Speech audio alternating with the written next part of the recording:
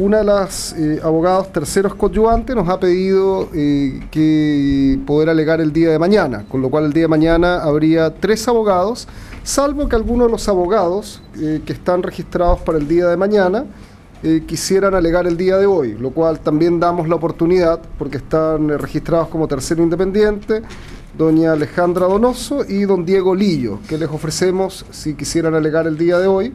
Tampoco habría inconveniente, y en caso contrario mantendrían la fecha originalmente prevista. Pues bien, en el nombre de Dios vamos a dar inicio a esta audiencia y en representación de Asociación Gremial La Higuera se ha anunciado para alegar don Carlos Clausen Calvo con 25 minutos. Puede alegar, señor abogado. Muchas gracias, señor presidente. Una solicitud previa en cuanto a que en los anuncios previos de mi alegato señalé 25 minutos, sí. Es decir, 5 minutos menos que el máximo legal, pero atendido los antecedentes que surgieron de los alegatos de ayer, pediría que se me concediera la posibilidad de completar los 30 minutos legales. Solicitud concedida. Muchas gracias. Con la venia de su señoría ilustre, alego por la Sociedad Gremial Minera de La Higuera, como tercero coadyuvante de la reclamante empresa Andes Iron. Su señoría ilustrísima, en primer lugar, vamos a acreditar en este alegato cuál es el interés actual que tiene este tercero coadyuvante respecto de la reclamante. Está señalado en nuestro escrito que la empresa Andes Iron es socia desde el año 2014 de la Asociación Gremial Minera de La Higuera y desde luego dentro de los estatutos de la sociedad, en el artículo 4 está el objeto específico que es la racionalización, el desarrollo y la protección de las actividades propias de la minería, de tal manera de que en primer lugar nos inspira un propósito gremial.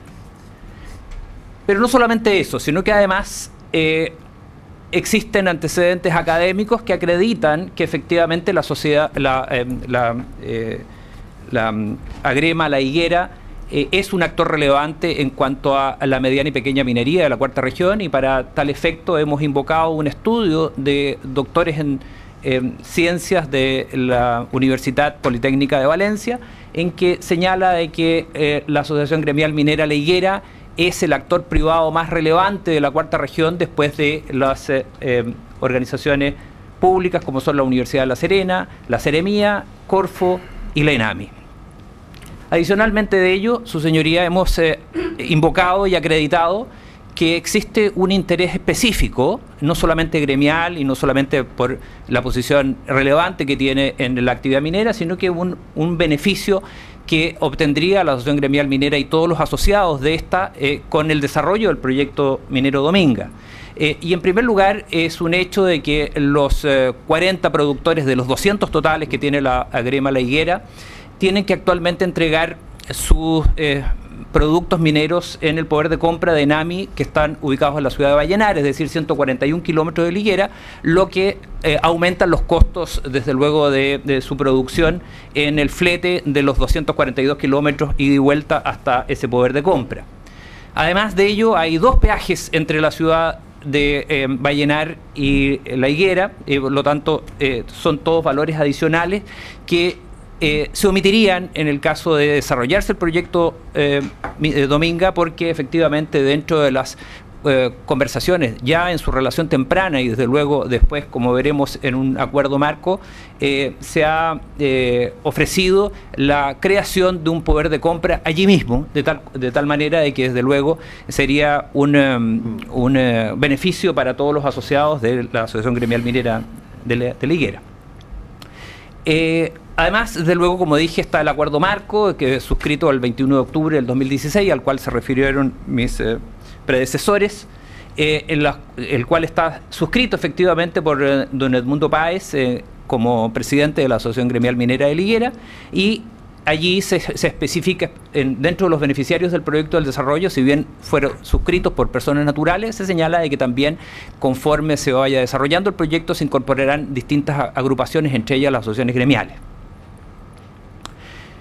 A la pregunta del señor presidente respecto de los terceros coadyuvantes que participaron en el día de ayer, desde luego podemos anticipar de que efectivamente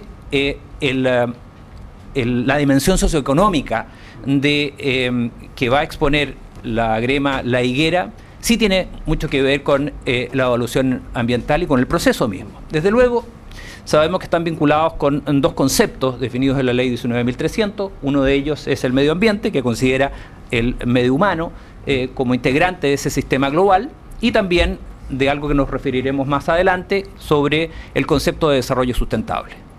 Pero además de ello, desde luego, el reglamento del sistema de evaluación, en su artículo 18, letra E10, considera específicamente el medio humano, que incluirá la información y análisis de las siguientes dimensiones, que es la dimensión socioeconómica y la dimensión del bienestar social básico. De tal manera, su señoría, creemos que no solamente con los argumentos fácticos que diremos en este alegato, sino además compenetrado también y en el cumplimiento de las normas legales, creemos que hemos acreditado un interés actual en los resultados de este juicio.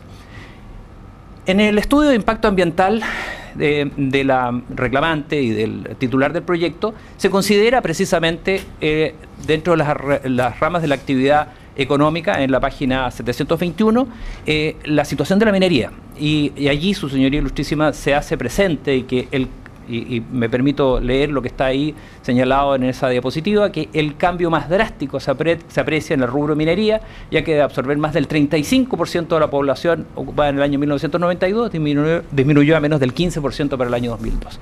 La situación actualmente, su señoría, es mucho más dramática, por cuanto los pocos productores que siguen produciendo y que son asociados de la agrema La Higuera viven una economía de subsistencia, dado que obviamente, como ocurre en la gran mayoría de los yacimientos del país, las leyes del mineral han bajado, y por los antecedentes que ya he señalado de aumento de los fletes y los peajes que incrementan los costos. Por lo demás, su señoría, en la participación de las comunidades y el aspecto socioeconómico es un punto de la discusión de esta reclamación, dado que el titular en la reclamación, en la página 31, señala específicamente de que existe un valor compartido con la sociedad, lo que es rebatido por el informe del apoderado del Comité de Ministros en la página 553, en la página 16 de FOGE 553, de tal manera de que es un punto relevante que amerita entonces que los terceros, en este caso coadyuvantes de la reclamante, puedan participar en uso del interés actual. Su señoría ilustre, ayer hemos escuchado de uno de mis predecesores, aquel que representaba a las mesas comunales, una historia muy interesante sobre la comuna de La Higuera y su vinculación con la minería. Me parece muy completa, y solamente agregaría algunos antecedentes específicos propios del gremio que van a ilustrar más una conclusión que señalaría en su oportunidad. Y desde luego hay que recordar que primero la comuna de La Higuera estuvo con una destinación por el mineral de cobre entre el año 1844 y 1875. Se explotó el gran mineral de La Higuera. Pero luego, en 1870, se descubre el mineral del Tofo, que primero fue de capitales chilenos, hasta que, y aquí se entronca con la historia más dura minera, hasta que el gobierno de la época, presidido y básicamente comandado por aquel entonces ministro, don Pedro Montt, decidió acoger la petición de la Sociedad de Fomento Fabril en cuanto a potenciar la industria siderúrgica de Chile, dado que en ese momento se pensaba que era el futuro del desarrollo de cualquier país. Y para ello entonces, su señoría, se encomendó estudios de un distinguido profesor, el señor Vattel, quien concurrió a Europa y tomó contacto con capitales europeos. Uno de ellos es la empresa Schneider Creusot, que decidió invertir en Chile, negociando con el gobierno de la época una muy curiosa, en esta época, visto desde esta perspectiva, sociedad, en la cual por ley se fijó una utilidad de un 5%. Esa ley fue la ley 1768 del año 1904 y complementada por el decreto 2229. Resultó de que también por las contingencias del mundo en ese momento, había una sociedad de capitales americanos que se abastecía de el mineral de hierro de distintas partes del mundo. Pero en el año 1913 se abrió el canal de Panamá. Y por ello entonces los minerales que podían ser exportados desde Chile se hicieron más convenientes, y por eso entonces la famosa empresa Bethlehem Steel Corporation arrendó las minas a la Schneider Creusot y entonces comenzó la gran explotación del mineral del Tofo. En su punto más álgido, este mineral alcanzó a sacar 3 millones de toneladas mensuales, sucedería. Es decir, quizá de mayor envergadura que el proyecto Dominga en su oportunidad, con la diferencia que esto se extendió por más de 70 años. La operación completa, que luego finalizó con la empresa CAP, concluyó en 1974, pero después de ello, según nos señala el presidente de la Asociación Gremial Minera, continuó un trabajo de Pirquén en los minerales de hierro que concluyeron con la última crisis del hierro en el año 1980 y desde luego allí simplemente no se explotó más. ¿Cuál es el antecedente interesante de esta situación o de este relato histórico? Aquí hay algunas fotos, su señoría, en que revelan cuál es la famosa dársena del cual hablaba mi distinguido predecesor, abogado Rocco, en que fue hecho por los mismos ingenieros que construyeron el canal de Panamá y bajo los mismos estándares. La dársena del Tofo tenía aproximadamente medio kilómetro, pero excavado la roca, en que en algunas partes tenía más de 70 metros de altura. La explotación fue intensa en aquella época y, como digo, con unos equivalentes a lo que podría ser la explotación en mineral, no en las condiciones, como veremos, del mineral del proyecto Dominga. ¿Qué pasó después de esa intensa explotación del mineral del Tofo? ¿Y qué pasa después de 40 años? Bueno, considere, su señoría ilustre, que en ese proyecto desde luego no estuvo sujeto a ningún tipo de medioambiental.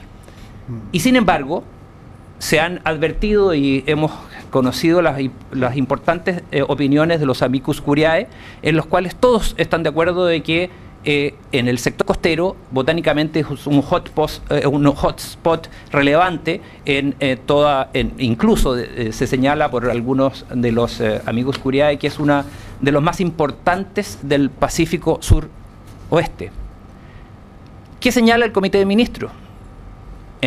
No solamente en sus presentaciones escritas, sino que además en los alegatos de su representante allí, en el día de ayer, que todo ese ambiente marítimo es único e irrepetible. Todo esto, su señoría ilustrísima, por favor no me considere banal al realizar una pregunta meramente retórica. Si el carácter de todo el medio ambiente marítimo es único e irrepetible, después de tan solo 40 años de una explotación aún más intensa que el proyecto minero Dominga, que desde luego contiene todos los antecedentes para hacerse cargo de las situaciones ambientales que pudieran dar lugar a su explotación, bueno, significa de que alguien no ha considerado un elemento relevante. Y creemos que, por lo tanto, ese carácter tan absoluto de único e irrepetible que se señala respecto del medio marino, sí se puede absolutamente mantener con un proyecto que, de menor envergadura, aquel que funcionó durante más de 100 años, tiene todas las medidas de mitigación de los impactos relevantes en materia ambiental. Su señoría ilustre, las razones para acoger la reclamación. En nuestra presentación por escrito hicimos unas presentaciones genéricas respecto del concepto de desarrollo sustentable o sostenible, según señala la literatura internacional. Sin embargo, creemos necesario agregar algunas reflexiones a la luz de lo que se ha dicho, sobre todo por la representante del Comité de Ministros en el día de ayer, que nos haremos cargo a continuación. En primer lugar, su señoría ilustre, hay algo que es necesario decir, pues como muchas cosas que por sabidas no se dicen y por no dichas se olvidan, es necesario reiterarlo en estas estrados. Lo que se está solicitando, su señoría ilustres, no es aprobar el proyecto por parte de este ilustre tribunal, sino que se retrotraiga el proceso hasta la última gestión válida, cuál es el informe consolidado de evaluación. Y ello en absoluta sintonía con lo dispuesto en el artículo 9 bis de la ley 19.300, que desde luego se plantea que solo en virtud del informe consolidado de evaluación, en lo que dice relación con los aspectos normados de la legislación ambiental vigente, podrá resolverse la evaluación. Con el agravante que, desde luego, esto fue una modificación introducida en el año 2010, se señala en el inciso final que el incumplimiento de lo señalado en el inciso anterior se considerará vicio esencial del procedimiento de calificación ambiental. Es un hecho no discutido, su señorío ilustre, que en este proceso de evaluación existe un informe consolidado de evaluación positivo. Y por lo tanto, entonces, tanto la Comisión Evaluadora Regional como el Comité de Ministros han, a nuestro juicio, incumplido el tenor claro del artículo 9 bis de la Ley 19.300 en cuanto a desconocer absolutamente el carácter vinculante que exista a ese respecto. Si me permite, señor presidente, existe un artículo de don Fernando Duñac, que es el creador y presidente de FIMA, quien además es la misma institución que ha señalado en su página web que ha dado apoyo legal a la ONG Oceana, quien se refiere a la importancia del informe consolidado de evaluación. Y en este informe, que está publicado en el Diario Constitucional del miércoles 24 de enero del 2018, señala que el artículo 19 bis de la 19.300, lo siguiente. Con su permiso, señor presidente. La elaboración del ICE no es algo inocuo, no es algo que no produzca efectos jurídicos y materiales, incluso con independencia de la aplicación o no del artículo 9 bis a los procedimientos iniciados con anterioridad a la reforma de la 19.300, como se analizará más adelante. El ICE es el instrumento que tiene la Comisión de Evaluación Ambiental para resolver si aprueba o no aprueba un proyecto sometido a su conocimiento. Por lo tanto, es evidente que su importancia es enorme y que con su contenido o la falta de él puede provocar la conculcación de derechos fundamentales. Es evidente entonces este primer punto para dar lugar a la reclamación. Aquí existe un informe consolidado de evaluación positivo que no ha sido considerado por la Comisión Evaluadora ni por el Comité de Ministros. En segundo lugar, sus señorías ilustres, frente a la posición, más bien, agrema frente a la posición de ambas partes, a la posición de la empresa y la posición de la autoridad, por otro lado, se ha visto obligado a decidir cuáles son los argumentos más convincentes para, desde luego, apoyar o rechazar. Y desde luego, su señor ilustre ya sabe cuál es la conclusión de ella, sobre la base del análisis de esta absoluta asimetría en los fundamentos del titular del proyecto, y, entre los argumentos del titular del proyecto y el comité reclamado. ¿Cómo se observa esta asimetría, sus señorías ilustres? Bueno, en primer lugar, debe considerarse que tanto en el estudio de impacto ambiental y particularmente con la adenda número 3, quedó absolutamente claro cuál era el argumento principal que luego fue utilizado por el Comité de Ministros para la aprobación o desaprobación, en el último caso, del proyecto Dominga. Aquí se reproduce en la parte pertinente el Ixara número 3 de 7 de marzo del año 2016, en la cual menciona específicamente que el paso de las naves en el área que habilitan espacios de fauna que son objeto de protección de las áreas mencionadas configura respecto al proyecto la generación de efectos característicos circunstancias del artículo 11. ¿Qué hizo el titular del proyecto? En su adenda número 3, en el medio marino, señala: durante la operación de ambos proyectos se analizó la sinergia asociada a la actividad de navegación. Y más adelante dice: en efecto, este impacto guarda exclusiva relación con el movimiento de los barcos dentro de cada bahía, y tratándose de bahías distintas, Cruz Grande tiene efecto en la bahía Caleta Cruz Grande, mientras que Domingo tiene efecto en la bahía Caleta Totoralillo, no se producen condiciones para la generación de impacto sinérgico.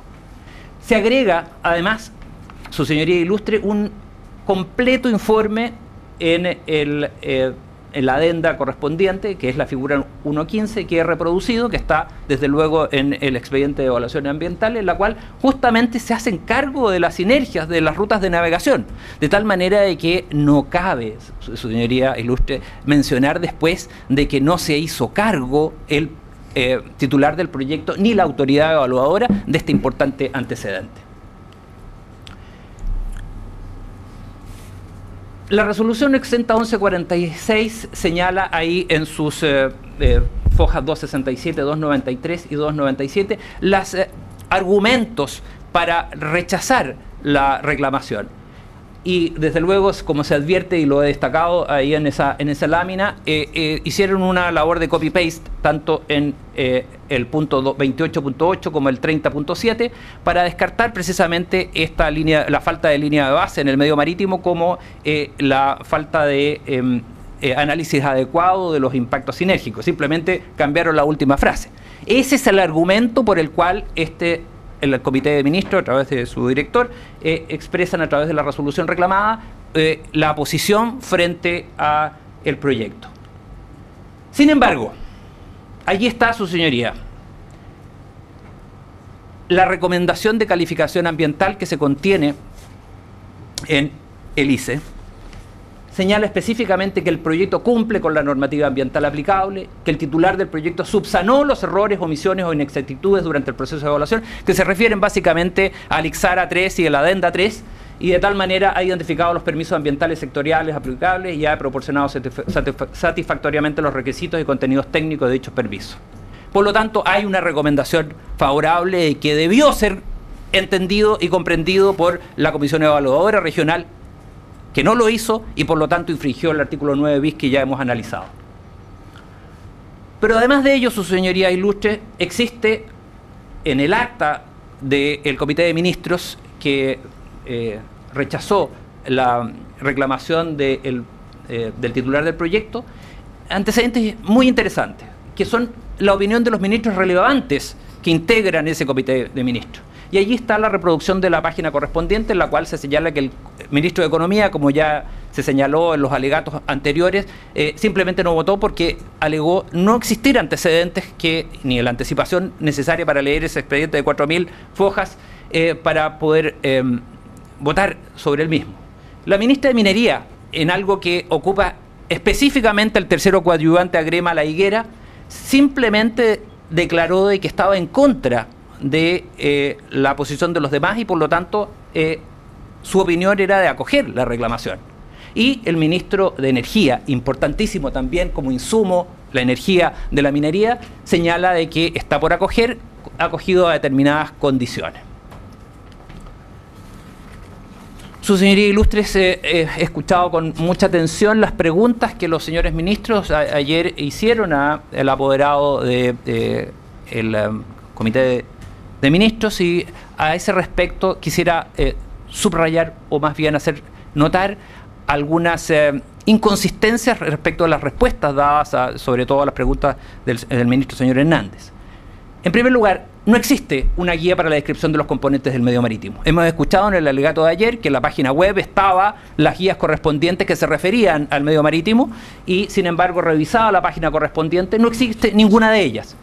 Por el contrario, en la guía de la calidad del aire, en el área de influencia de proyectos que ingresan y también las de los suelos, se repite lo mismo. Dice asimismo la descripción del ecosistema terrestre, que se debe considerar sus interrelaciones con el medio físico y los ecosistemas acuáticos continentales, materias que están fuera del alcance de esta guía y por lo mismo de este anexo no presentan metodologías asociadas a dicha descripción.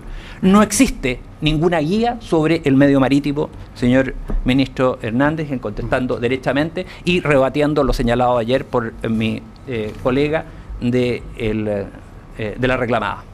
A la segunda pregunta, que si existe alguna referencia a la temporalidad, no existe ninguna referencia y el artículo 12, literal F del reglamento, señala efectivamente cuáles son los únicos parámetros que se deben valorar para la determinación de, del medio físico. Ninguno de ellos está la temporalidad o la estacionalidad.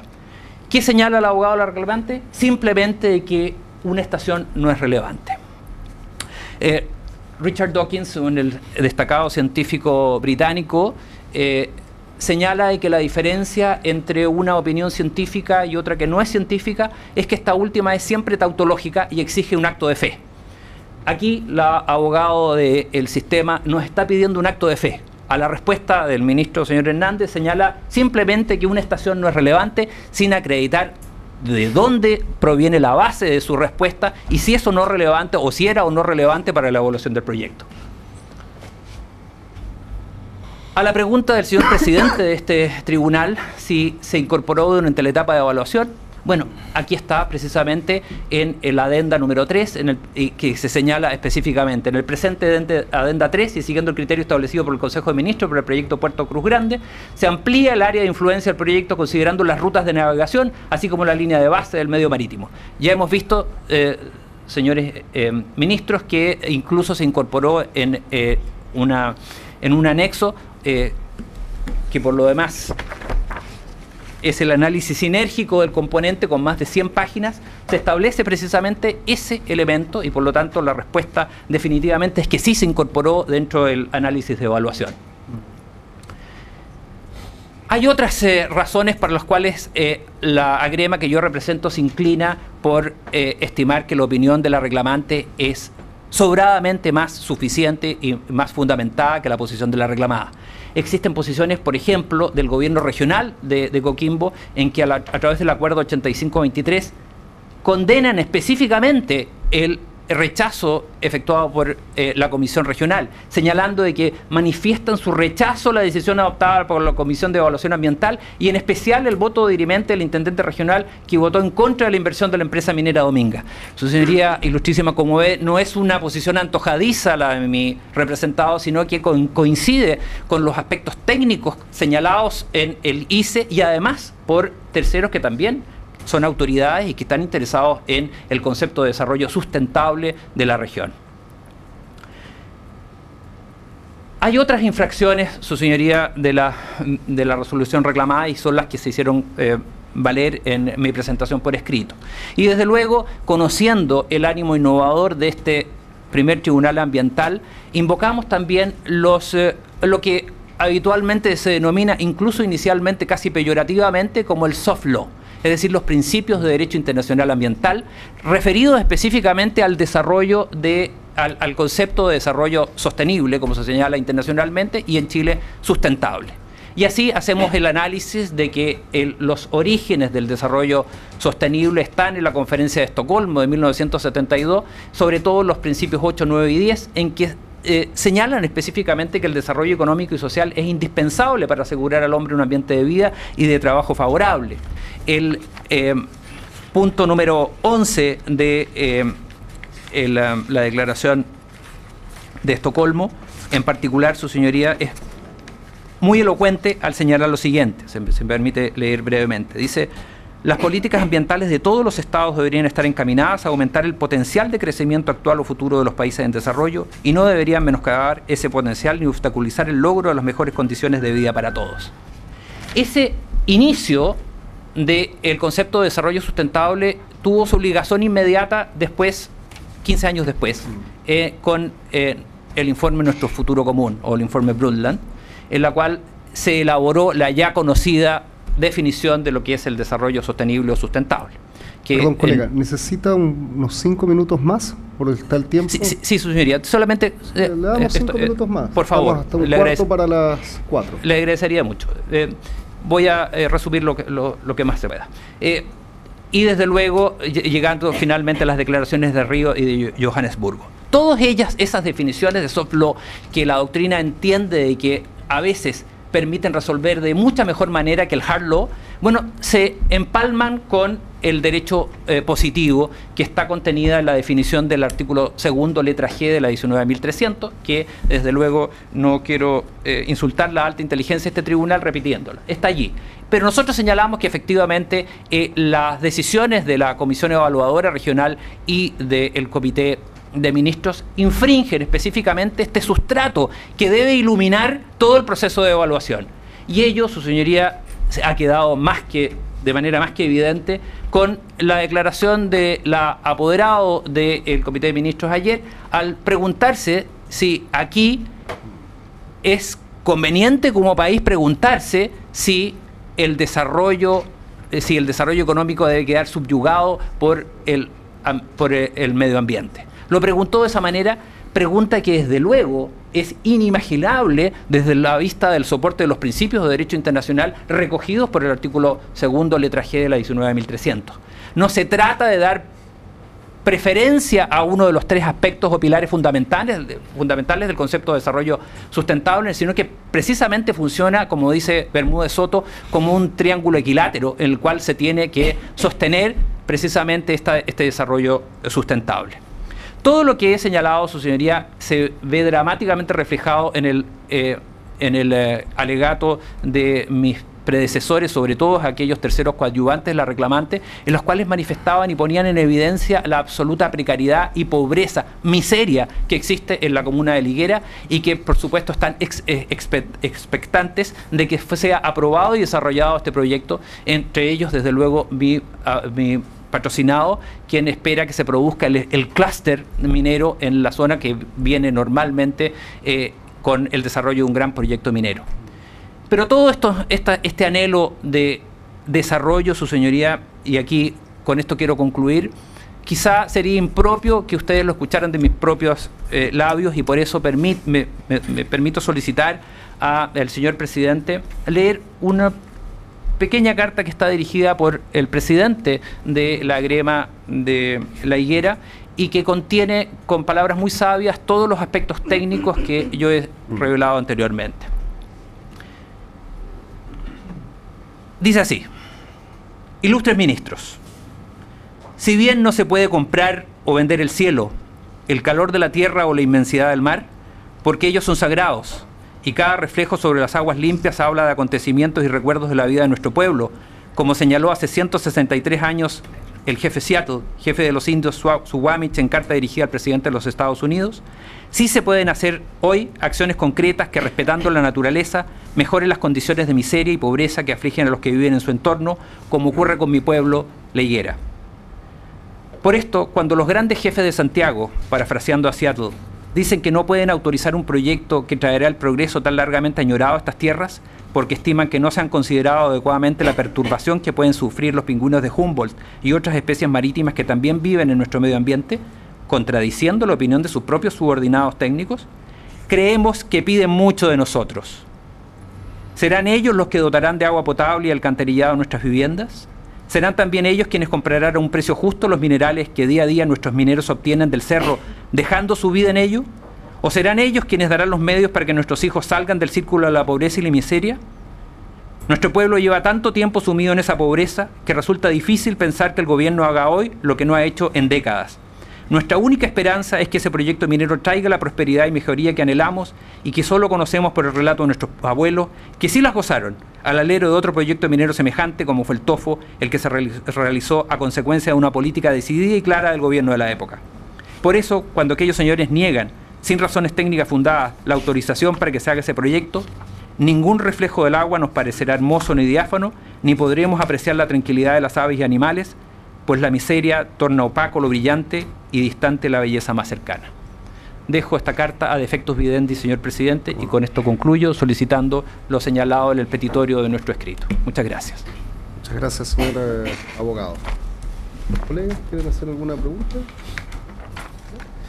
A mí me gustaría, señor abogado, si podemos ir a la imagen donde sale la resolución del Comité de Ministros, sí, y la opinión del ministro de Energía. Aquí claro. Sería. ¿Usted pudiera leerlo y señalarme si tuviera usted sobre el particular una opinión? Bueno, desde luego dice, lo primero, el verbo rector es aprobar. Gran diferencia con lo que ocurre con el Comité de Ministros, señalando las condiciones que están señaladas en esos 4 ítems. Uno de ellos es la elaboración de un nuevo plan integral de monitoreo del medio marino, que de alguna manera fue contradicho y muy elocuentemente por el abogado del titular del proyecto al señalar las características de la Casa del Mar. Desde luego no fue entendido, y no fue entendido porque era imposible entenderlo en tan solo 2 días, un expediente de 4.000 fojas. Luego el aumento en la zona de exclusión, que está también considerada, y sobre todo en este anexo 1.7.A.3, su señoría, en la cual explica por qué se ha aumentado el área de exclusión sobre la base de una base de estudio 5 veces mayor al de Cruz Grande. Tampoco es posible advertir en eso ningún tipo de conocimiento por parte del ministro de la cual manera se explica esas condiciones que de haberse tenido el tiempo suficiente para analizarlo, se habrían dado por obvio y hubiesen aprobado correctamente. Su señoría ilustrísima, ilustres, hay una reflexión que se cupo en los alegatos del día de ayer en cuanto a que efectivamente la decisión reclamada es una decisión política. Y es una decisión política cuyas motivaciones profundas no lo sabemos. Pueden haber motivaciones políticas mezquinas, como es la presunta vinculación del proyecto con un expresidente de la República, o motivaciones muy enaltecedoras, como es un ánimo preservacionista, que desde luego está descartado por el derecho internacional y también por la legislación nacional. Pero finalmente, como dicen en el campo, su señoría, aquí no hay que preguntar quién roba las aguas, sino qué potrero se está regando. E indudablemente no se está regando el potrero que beneficia al gremio y a la región, sino que se está beneficiando intereses mezquinos, o quizás no mezquinos, pero a lo menos equivocados. Bien. Muchas gracias, señor abogado. Gracias a ustedes, señor ministro. Muy bien, continuando con la orden de alegatos del día, como tercero coadyuvante en representación de Oceana INC, el abogado Ezio Costa Cordela. Señor abogado, su tiempo, por favor. Muchas gracias, señor presidente, señor ministro, buenas tardes. Alego en nombre de la organización Oceana como tercero coadyuvante del Servicio de Evaluación Ambiental en esta causa. Quiero hacer primero una mención general a aspectos políticos y sociales sobre los cuales profusamente se refirieron los abogados de los terceros coadyuvantes del reclamante el día de ayer, que me parece interesante, y también el colega Clausen hoy, a efecto de hacer una especie de cierre de esa discusión y poder entrar en materia jurídica. Escuchamos cuestiones que tienen que ver con una diferencia, con un cuestionamiento a la dimensión política y a la dimensión social de la decisión en el proyecto Dominga. Disculpe, ¿le puedo pedir que saque en el PowerPoint, por favor?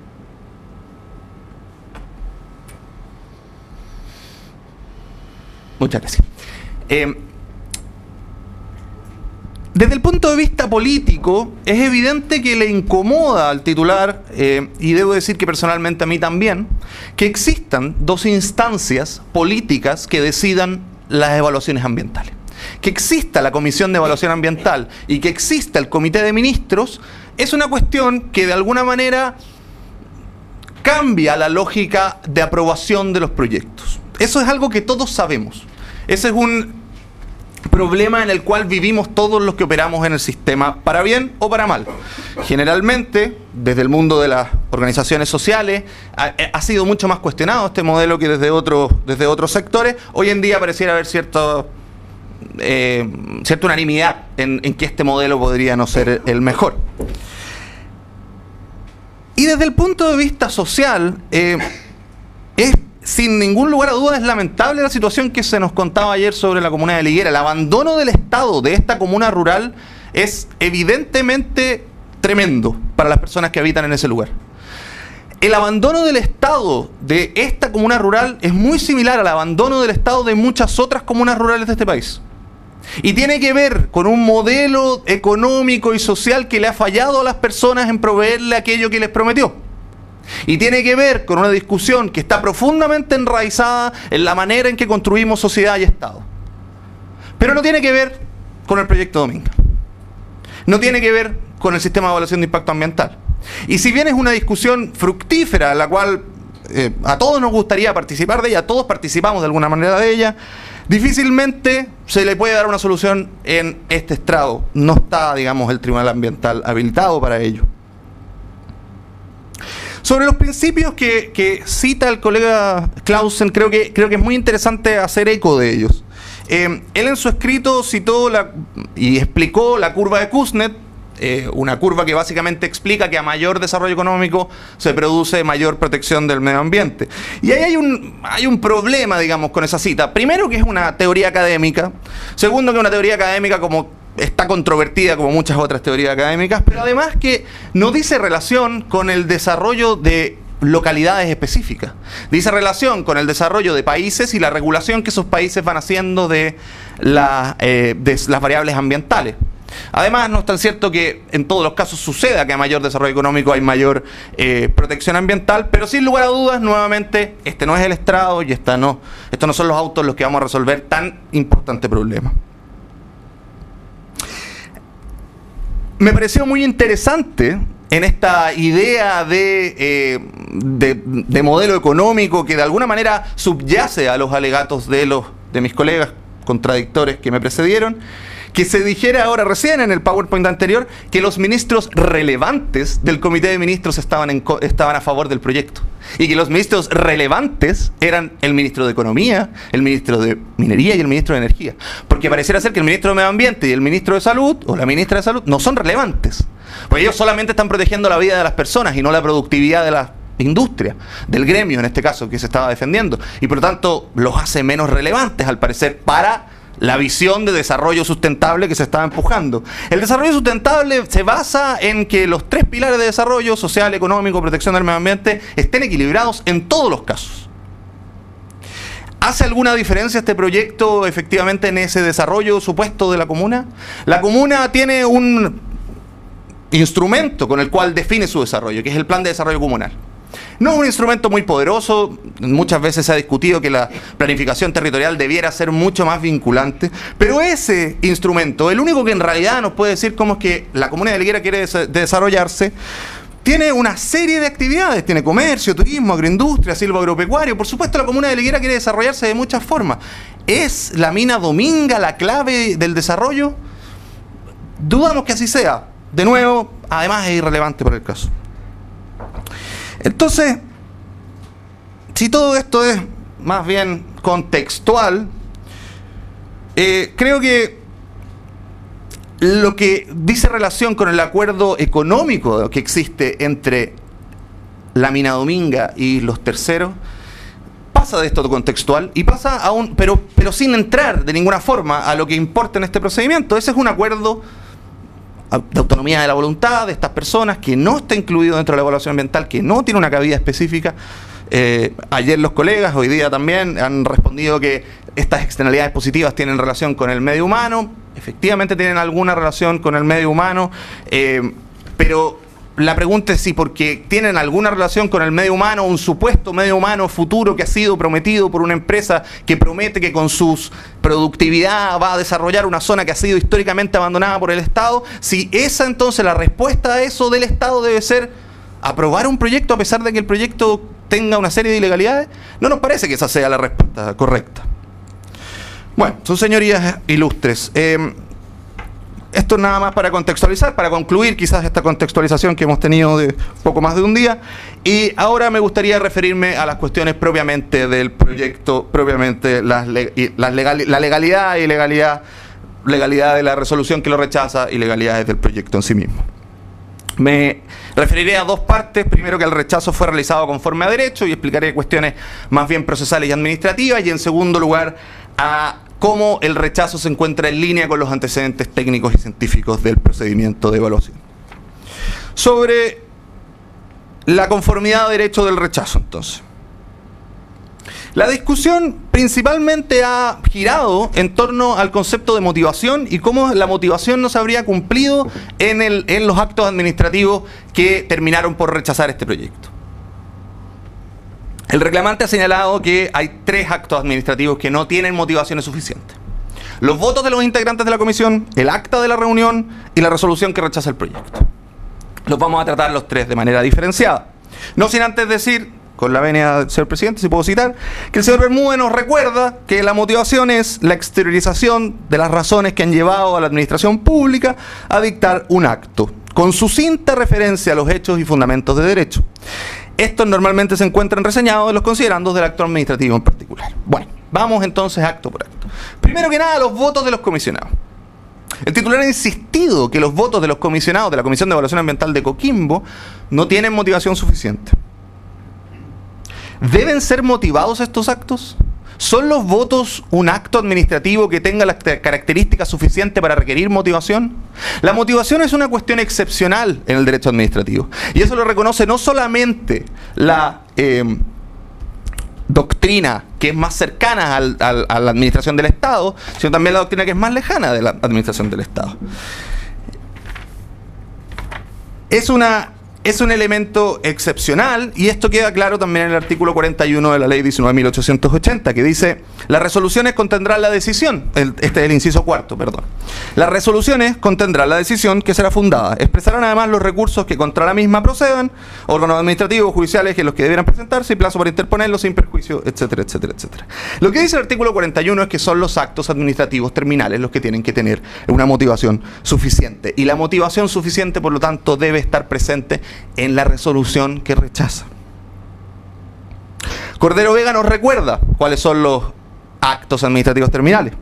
Señala: el acto definitivo es el que pone fin al procedimiento administrativo. A este se le llama resolución en sentido estricto. Artículo 41 de la Ley de Bases de Procedimiento Administrativo.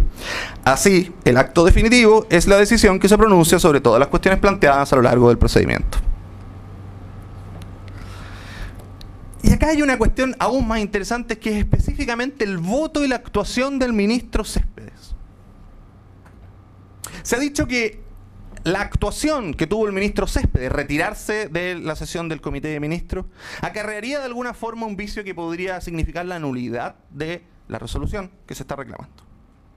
Eso no es efectivo. No es efectivo por varias razones. Primero que nada, porque para que se produzca la nulidad de un voto, debe concurrir una causal de nulidad. En este sentido, la reclamante ha acompañado un escrito del señor Jara, en el cual, haciendo una revisión de algunos antecedentes y tomando la argumentación de Andes Iron, señala que podría haber nulidad del acto colegiado cuando los votos en sí mismos fueran anulables. Me pareció muy interesante esta doctrina, no tenía ninguna referencia sobre ella, por lo tanto me fui a buscar cuál era la referencia en la cual se basaba el señor Jara para decir semejante cuestión. Y encontré el artículo, que es el que cita el señor Jara en su escrito. El artículo es: validez e invalidez de las asambleas de accionistas y sus acuerdos, del profesor Joaquín Rodríguez Rodríguez, de la Universidad Tecnológica de Monterrey, escrito en el año 1946. Es un artículo que trata sobre derecho de las sociedades anónimas mexicanas en 1940. Y en este artículo se dice que efectivamente, si los votos de la asamblea de accionistas son inválidos, entonces el acuerdo de los accionistas puede ser inválido. Pero no solo eso, no solo que no tenga ninguna relación esto con el derecho administrativo chileno de hoy, sino que más allá de eso, lo que dice este artículo es que existe esa nulidad de los votos cuando hay error o fuerza en las personas de los votantes. Cuestión que de ninguna manera se ha alegado en este caso. ¿Cómo es que el ministro Céspedes y su salida de esto anularía el acuerdo de los ministros? Bueno, hay otro argumento que da la reclamante. La reclamante dice: mire, el señor Céspedes se ausentó, hizo presente que requería 72 horas más para leerse los documentos y se fue. Esto incumple el artículo 10 del reglamento del Estatuto Interno del Comité de Ministros. El Estatuto Interno del Comité de Ministros señala efectivamente que los ministros no pueden excusarse ni pueden abstenerse de votar. Bueno, el ex ministro Céspedes tendrá que ser sancionado por la Contraloría probablemente, pero de ninguna manera eso acarrea un vicio de nulidad que pueda anular esta resolución. Además, el ministro Céspedes, y está citado también en los escritos de la contraparte, lo que señaló fue: habiéndose complementado, estoy citando textual, habiéndose complementado la citación original el día 18 de agosto, día en que se emitieron diversos informes de servicios solicitados por la Secretaría del Comité, requiero revisarlos para efecto de formarse una opinión fundada sobre esto. Ok, requería revisarlos.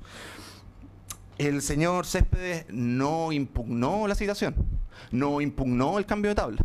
No hay ninguna impugnación de esas cuestiones, que la contraparte señala que son ilegales y ha hecho algunas alocuciones al respecto. El ministro Céspedes quería 72 horas más para leerse los antecedentes y no se las concedieron y se fue. Y bueno, y después terminó yéndose del gobierno, no vaya a saber uno por cuáles motivos, no estamos en posición de juzgarlo.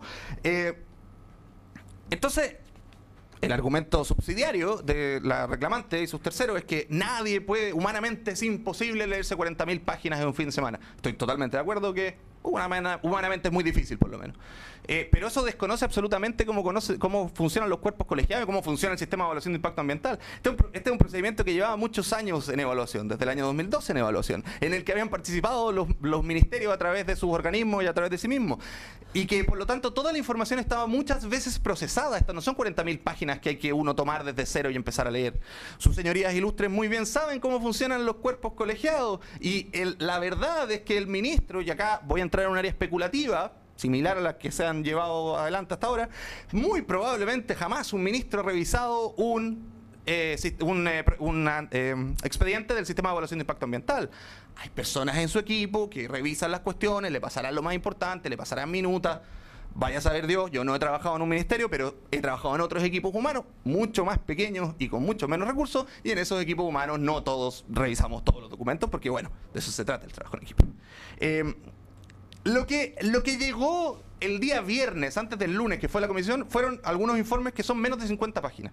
Y 50 páginas me parece a mí humanamente posible, al menos de leer. Si no es por sí, tendrá algún asesor bien dispuesto a hacerlo. Es, por lo tanto, una ridiculización pretender que porque existía este expediente tan largo, los ministros no lo conocían. Además que, a menos que no lean el diario, yo también dudo que los ministros no lean el diario, sabían que existía esta reclamación y sabían muy bien del proyecto Dominga desde antes. Se refirieron a él en la prensa, muchos de ellos. Y por lo tanto, conocían algo del procedimiento, sabían que venía esta aprobación o este rechazo y sabían que tenían que revisarlo. No fue una cuestión tan sorpresiva. Tampoco ninguno de los otros ministros, ni siquiera los relevantes, ninguno de los otros ministros dijo, esto es imposible, yo no lo pude leer, 40.000 páginas, inhumano, Dios mío, deme mis vacaciones. No, las personas fueron y votaron, algunas a favor, algunas en contra. Segundo punto, sobre la motivación del Comité de Ministros y la motivación que hace de su rechazo finalmente. Este rechazo que está debidamente motivado y debo ahí hacer una distinción entre el mérito y la discrecionalidad que tiene el Comité de Ministros para finalmente resolver y rechazar este proyecto. La motivación está claramente expresada en la resolución en varias instancias. Los reclamantes han señalado que no les bastan algunas de las motivaciones, que ellos hubieran querido que fueran de otra manera, que ciertos considerando les parecen demasiado exiguos para sus pretensiones, y eso es legítimo. Pero tiene que ver con el mérito de esa resolución y no con que le falte efectivamente motivación. Experiencialmente, y por el trabajo que me ha tocado a mí desarrollar, en general me toca revisar la resolución del Comité de Ministros y estar en contra de ella. Es una de las pocas veces en la vida que me toca defender al Comité de Ministros. Y debo decir que se nota en esta resolución que el Comité de Ministros de alguna manera estaba preocupado del asunto, que entendía que esto no era un caso cualquiera, que era un caso que había estado en la prensa, del cual todos los ojos iban a estar encima, se iban a venir los gremios encima, íbamos a tener una audiencia en el Tribunal Ambiental de Antofagasta de 3 días. Era un caso importante y los ministros lo sabían. Y por lo tanto, creer que no fueron lo suficientemente duchos para motivar el acto es inexacto, y además que la lectura del acto se observa que existe esta motivación. Entonces lo interesante de revisar es la discrecionalidad. ¿Y en qué consiste la discrecionalidad del Comité de Ministros? Señala el profesor Moraga que la discrecionalidad es un margen de decisión libre de unos espacios en blanco dentro de los cuales se mueve la administración. Estos espacios libres existen porque el legislador se ha abstenido de regular todas las condiciones del ejercicio de la potestad y también porque la ley dispone de una remisión a la apreciación propia de la administración. Otro concepto del profesor García Enterría no lo traeré a colación porque sé que sus señorías ilustres conocen lo que es la discrecionalidad. ¿Cómo aplica la discrecionalidad en el caso del Comité de Ministros? Entonces es la pregunta. Hay alguna jurisprudencia, hay un poco de doctrina y hay una ley. La jurisprudencia nos dice, por ejemplo, el segundo tribunal ambiental está en la causa R2-2013. Es claro para este tribunal que el efecto vinculante del ICE no opera ante omisiones normativas. Es forzado por consiguiente la argumentación del director ejecutivo, que descarta las normas citadas y aplica igualmente por referencia en lugar de admitirlas como normas directamente aplicables respecto de los efectos relativos a la contaminación atmosférica, etcétera, etcétera. Mi colega que me antecedió hizo una referencia a una norma del ICE que simplemente quiero refutar rápidamente. Hizo una cita además a un gran maestro como don Fernando Uñac, que se refería a la posibilidad que el ICE tiene de conculcar derechos fundamentales. El ICE es vinculante en los aspectos normados, lo dice la norma. No es ninguna. Entonces, y tampoco lo reclamó el titular, si hubiera habido una vulneración de algún aspecto normado respecto del cual el ICE se haga cargo y luego los organismos más políticos, la COEVA, el Comité de Ministros, hubieran pasado a llevar eso, podríamos estar hablando de ese tema, pero no es el caso. No se presentó una situación como esa, no se ha alegado tampoco, y por lo tanto la remisión al artículo 9 bis es inexacta. El segundo tribunal ambiental también, la excelentísima Corte Suprema también ha fijado la discrecionalidad del Comité de Ministros, diciendo que, esto es en el caso 32368-2014, tiene amplias facultades y puede revisar el mérito de la misma, la oportunidad y la conveniencia. Eso es lo que puede hacer el Comité de Ministros. Pero además el Comité de Ministros, dice la Corte Suprema, está siempre limitado a la debida cautela del bien jurídico protegido por la respectiva normativa. ¿Cuál es la respectiva normativa? El Comité de Ministros está creado en el artículo 86 de la Ley 19.300. ¿Y qué es la Ley 19.300? El artículo 1 de la Ley 19.300 dice el derecho a vivir en un medio ambiente libre de contaminación, la protección del medio ambiente, la preservación de la naturaleza y la conservación del patrimonio ambiental se regularán por las disposiciones de esta ley. La discrecionalidad del Comité de Ministros está precisamente mediada por la necesidad de cumplir con los fines de la Ley 19.300, que no están solo en la Ley 19.300. Están en la Ley 19.300, están en los tratados internacionales suscritos por Chile, están en los principios del derecho ambiental chileno, en los principios del derecho internacional, está en las políticas, planes y programas que el Estado de Chile ha aprobado para darle cuerpo a el derecho a vivir en un ambiente libre de contaminación, la preservación de la naturaleza, la conservación del patrimonio. El Comité de Ministros utilizó su discrecionalidad de manera acertada y de manera efectiva en este caso. Y sobre ello vamos a hablar en la segunda parte de este alegato, que probablemente me voy a extender, señor presidente, si me permite. Sí. Estoy en los 20 minutos, pero creo que me va a pasar 5. Sí. ¿Es posible? Muchas gracias, señor presidente. Sí. Ok. Otro aspecto de la resolución, antes de ir a las cuestiones técnico-ambientales. Se ha dicho en este estrado, se ha señalado en la reclamación, que el titular se siente discriminado por el Comité de Ministros y se siente discriminado porque otro proyecto cercano, Puerto Cruz Grande, habría sido evaluado de manera mucho más laxa que lo que fue evaluado Dominga, y por lo tanto ellos hubieran esperado que se mantuviera ese mismo estándar de laxitud que había en el otro caso. Es curioso, no nos parece efectivo ese argumento por varias razones. Primero, porque esa discriminación no puede ser tal. No puede ser tal porque son proyectos distintos, con líneas de base distintas. Una línea de base contiene a la otra, las bahías en las cuales están los puertos son distintas, son proyectos distintos. Pero más importante que eso, no existen líneas de base públicas, la evaluación no se hace contrastando con el territorio real, lamentablemente. La evaluación se hace contrastando con los antecedentes que constan en los expedientes, y por lo tanto, dos proyectos presentados en el mismo tiempo, en el mismo lugar, pueden tener líneas de base distintas. Esa información que consta en el expediente es la información que levantó el titular, la información que dieron las personas en las participaciones ciudadanas, la información que de alguna manera llegó a los organismos públicos y la hicieron presente en el expediente. Esa es la línea de base respecto de la cual se evalúan los proyectos. Y esas líneas de base, si uno revisa los dos expedientes, son muy distintas. Pero además acompañan un informe, y esto es muy interesante y lo agradecemos, acompañan un informe del doctor Marquet. Y el doctor Marquet básicamente lo que hace es comparar la línea de base de Dominga, la línea de base de Cruz Grande, y decir efectivamente acá hay diferencias fundamentales. Es un antecedente muy interesante porque Puerto Cruz Grande está actualmente siendo revisado por la excelentísima Corte Suprema. Y en Puerto Cruz Grande se han presentado objeciones precisamente porque la línea de base de las rutas de navegación no era adecuada. Ahora hay un antecedente aún más duro para llevarle a la excelentísima Corte Suprema. Mire, acá hay un doctor en ciencias que lo revisó y efectivamente la línea de base de Puerto Cruz Grande ni siquiera caracterizó las especies que están en sus rutas de navegación. Eso lo dice el doctor Marquet. No están caracterizadas las especies. O sea, esa línea de base es claramente una línea de base deficiente. Tendrá que los organismos correspondientes actuar en base a esta información que está dando Dominga. Pero eso de ningún modo puede significar que Dominga sea evaluado de manera más laxa, porque existe otro proyecto que está siendo cuestionado precisamente porque los estándares que se llevaron a cabo en su evaluación no son los adecuados.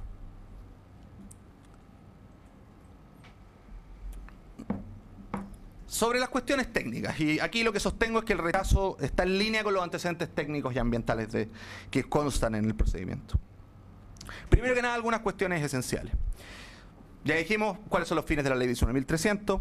Sabemos que este proyecto está siendo emplazado en un territorio especialmente protegido por la ley. Y sabemos que este proyecto tiene falencias técnicas notorias y graves. ¿Cómo sabemos esto? Bueno, en el procedimiento de auto, sus señorías ilustres, se han presentado dos amicus curiae, señor Andrés Moreira, doctor Andrés Moreira, presidente de la Sociedad de Botánica de Chile, y otro amicus curiae de 16 doctores en diferentes disciplinas, la mayoría de ellos doctores, no son todos doctores, y la mayoría de ellos relacionados con la biología marina. Se presentaron también informes de la doctora en biología evolutiva, doña Fernanda Salinas Ursúa, que analiza la línea de base terrestre y la línea de base marina, y se presentó un informe del doctor en ciencias naturales, don Guillermo Luna. Todos estos informes señalan que el proyecto no debiera llevarse a cabo en las condiciones actuales, dada la línea de base con la que cuentan. Me interesa destacar especialmente los informes de la doctora Fernanda Salinas, porque la doctora Fernanda Salinas trabaja con nosotros y nosotros lamentablemente no tenemos los mismos recursos que el titular para hacer los estudios de campo. Lo que hizo la doctora Salinas fue simplemente tomar la información que está en el expediente administrativo y la literatura disponible. Y con solo esa información logra entender que la caracterización que hizo el titular en muchos puntos es deficiente. Y eso está en sus informes, ustedes lo podrán revisar ahí. El único informe técnico-científico que presentó el titular fue el informe del doctor Márquez, ya referido, que en realidad es un informe sobre la supuesta discriminación y no sobre las condiciones ambientales del lugar donde se pretende emplazar el proyecto. No es casualidad que este proyecto tenga tanta información científica independiente acompañada en estos autos. No es casualidad que tampoco que algunas de estas personas desde antes hayan manifestado, observando, y como lo señaló el reclamante en algún escrito, hayan publicado cartas diciendo este proyecto no se puede llevar a cabo. Su defensa del interés público es precisamente esa. Cuando ellos observan que se pudiera aprobar un proyecto que va a dañar un ecosistema único, el cual ellos estudian, han estudiado, consideran importante para las generaciones que vendrán, ellos se han presentado primero ante la opinión pública, después ante este ilustre tribunal, a decir, no lo hagan. La información técnica científica que nosotros disponemos dice que esto no se debiera hacer. Y es especialmente elocuente el informe del señor Luna, al cual me referiré a continuación. Y me referiré a él a propósito de las medidas relacionadas con el pingüino de Humboldt, que es una de las... entiendo que los colegas que vendrán después que mí harán más hincapié en otros aspectos técnicos. Este es uno de los aspectos técnicos por los cuales fue rechazado el proyecto. La medida del pingüino de Humboldt es básicamente así. Sabemos que en este lugar existe una gran cantidad de pingüinos de Humboldt. El 80% de la población mundial de pingüinos de Humboldt habita en el área de influencia del proyecto. Ya habitan en varios islotes. Uno de esos islotes es Totoralillo Norte, otro de esos islotes es Pájaros 1. Producto de la construcción del proyecto, los pingüinos que están en el islote Totoralillo Norte van a dejar de anidar ahí, porque su hábitat se va a ver intervenido de tal manera que no van a poder anidar. Esto está todo en el expediente, digamos, no es controvertido. El titular dice, bueno, ya que estos pingüinos van a dejar de anidar en este islote, entonces para compensar la pérdida de ese hábitat de esos pingüinos, voy a ir a otro islote, que es el islote Pájaros 1, y voy a desratizar. ¿Por qué voy a desratizar? Porque resulta que existe un estudio científico que dice que la pérdida de huevos de pingüino en el islote Pájaros 1 se debe en parte a las ratas que se comen los huevos de los pingüinos. Entonces, si yo desratizo, van a haber más huevos de pingüino, más lugares donde nidificar, y por lo tanto van a haber más pingüinos en este otro islote, y con eso compenso los pingüinos que pierdo acá. Una aritmética bastante sencilla. Tan sencilla que olvida cuestiones como que son ecosistemas sistemas ecológicos distintos, y que bueno, se está perdiendo un hábitat y no que se esté creando otro hábitat. Pero más allá de eso, el estudio en el cual se basa el titular para hacer esta medida de compensación es un estudio del doctor Guillermo Luna. Y el doctor Guillermo Luna, sabiendo de esto, presentó un informe, lo presentamos nosotros el día lunes, diciendo: mi estudio se malinterpretó. La medida que el titular propone es una medida que no va a cumplir con sus fines, es una medida que no cumple con las líneas básicas de nacionales e internacionales de compensación en materia de biodiversidad, y además no entendieron mi estudio, y explica por qué no entendieron su estudio. la persona en la cual se basaron para hacer la medida de compensación respecto del pingüino, cuestión, entre otras, por la cual fue rechazado el proyecto, viene a decir, oiga, no pueden aprobar esto. Si mi estudio no dice lo que usted está diciendo que dice. En tercer lugar, sobre cuestiones relativamente técnicas. El titular ha comprometido ayer hizo hincapié en que había comprometido una medida de creación de un centro de estudios, Casa del Mar. Después, ante la polémica que existe entre el CEA y el titular, se pudo definir esto como una medida de un plan de seguimiento 2.0. Claramente es un plan de seguimiento mejor que los planes de seguimiento normales, y la creación de la Casa del Mar en sí misma puede ser una medida interesante. También puede ser muy interesante el hecho de que hayan acuerdos privados de entrega de dinero en caso de productividad. Por supuesto que son medidas interesantes.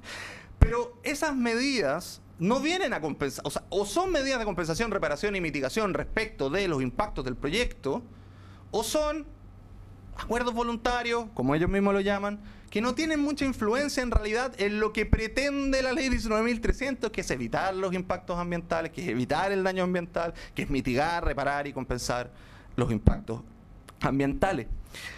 Está muy bien que se creen este tipo de medidas, y está muy bien que la empresa, como declara, intente tener un acercamiento a la comunidad que es distinto al que normalmente han tenido empresas de este tipo. Ellos dicen estar en una idea de desarrollo sustentable diferente, y eso por supuesto que se agradece mucho, pero primero, antes que eso, hay que cumplir la ley, y después de que uno cumpla la ley, uno puede efectivamente acercarse y hacer medidas voluntarias y todo este acercamiento más soft a las comunidades. Con todo, sus señorías ilustres, lo que quiero solicitarles es que finalmente tomen en consideración los antecedentes técnicos y los antecedentes jurídicos que hemos expresado, que revisen efectivamente la motivación del Comité de Ministros y que rechacen la reclamación de autos en todas sus partes, y se mantenga, por lo tanto, el rechazo de este proyecto. Muchas gracias. Muchas gracias, señor abogado. ¿Hay preguntas a formular? ¿No? A mí me gustaría un alcance. Se hizo una referencia, no quisiera pasar rápido en el alegato sobre este tema, sobre el informe del doctor Luna. ¿Cuál sería el alcance de si nos pudiera ayudar a ilustrar, independiente que después se revisará todo el expediente, pero ¿cuál sería el alcance de la propuesta científica que hace el doctor Luna respecto al Ratu ratus, que es la rata negra que está en uno de los islotes? ¿Cuál es la propuesta y cómo esa propuesta, si lo tuviera usted, se relaciona con las medidas propuestas por el Servicio Agrícola Ganadero? Sí, su señoría ilustre. Mire, es interesante la pregunta porque precisamente la medida propuesta fue cuestionada en distintas instancias, y efectivamente el Servicio Agrícola y Ganadero la cuestiona y termina aprobándola, pero muy a regañadientes. Eso se puede observar, está en el escrito, pero también se puede observar en las propias resoluciones del Servicio Agrícola y Ganadero. El Servicio Agrícola y Ganadero estaba preocupado de la manera en que se iba a derratizar la isla, porque se pretendía derratizar de una manera que era muy invasiva y que por lo tanto podía dañar otras especies. Eso no lo toca específicamente el doctor Luna, pero el doctor Luna sí dice, mire, el experimento que yo hice para saber cuántos huevos de pingüino comían las ratas consistía en poner huevos cocidos de gallina, porque es una opción ética, y ver cuántos comían de esos huevos. Pero resulta que el predador que compite con la rata en los huevos de pingüino es la gaviota. Y la rata es olfativa en su caza, mientras que la gaviota es visual.